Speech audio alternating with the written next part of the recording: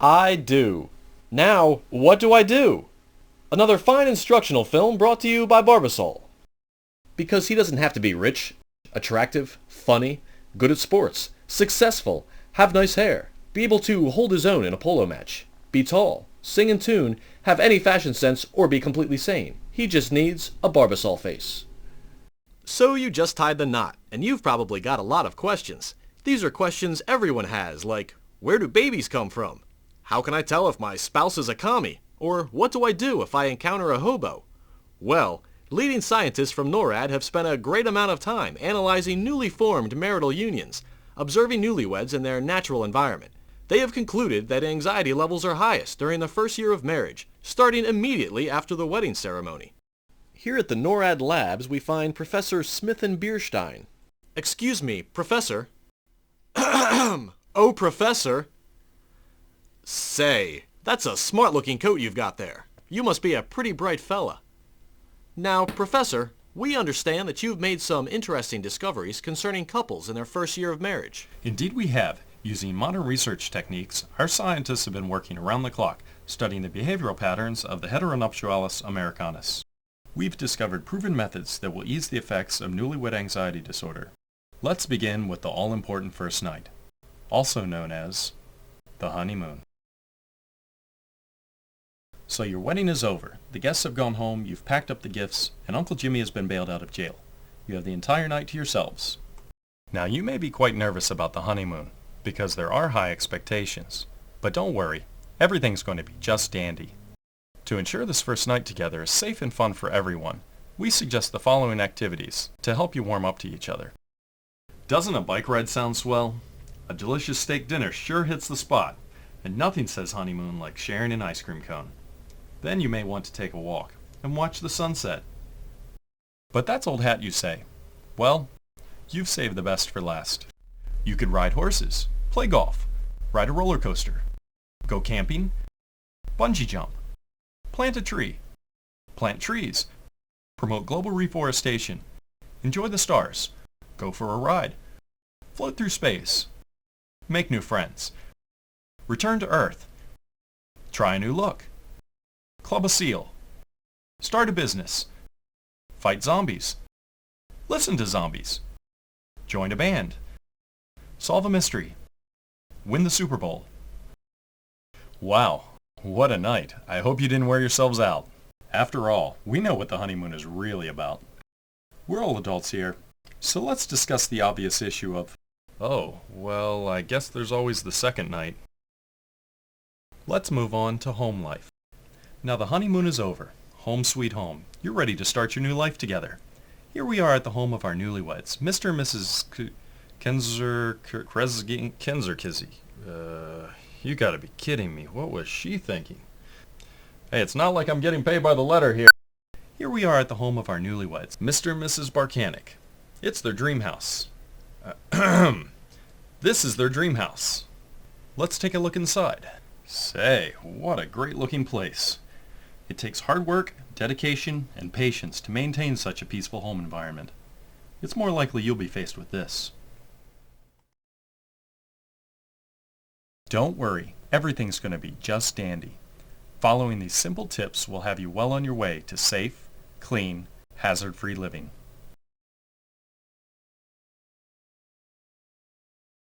Divvy up the chores.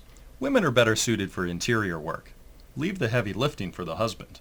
It is a scientific fact that women are best suited for housework, while men are more adept for outdoor labor. Your husband is good at overseeing yard work, seasonal activities, and general home maintenance. And after all his hard work, you should reward your husband with a tasty meal. Oh boy, that looks delicious. Perhaps you're wondering how a wife can find time to do all this in today's hustle and bustle world. What with telephones and cars and robots? But we've recently discovered that a woman's day is actually 57 hours long compared to a man's 24-hour day. And therefore she has plenty of time for fun hobbies like cooking, cleaning, and looking presentable for dinner parties. Furthermore, this is a good time to practice teamwork, dividing the kitchen responsibilities into equal portions, allowing things to go much smoother. For instance, the wife can kill the chicken, clean it, prepare it, chop the vegetables, cook the dinner, and set the table. while the husband ensures that the napkins are located on the proper side of the plate. This may seem trivial, but if one reaches for a napkin on the wrong side, disaster is sure to follow. Dinner is also a wonderful time to practice politeness.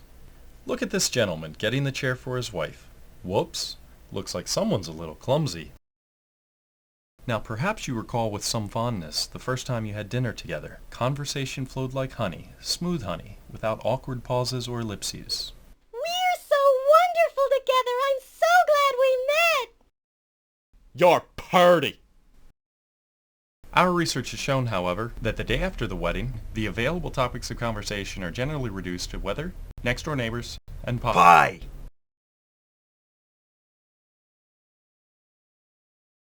Now here's that same couple the day after the nuptials.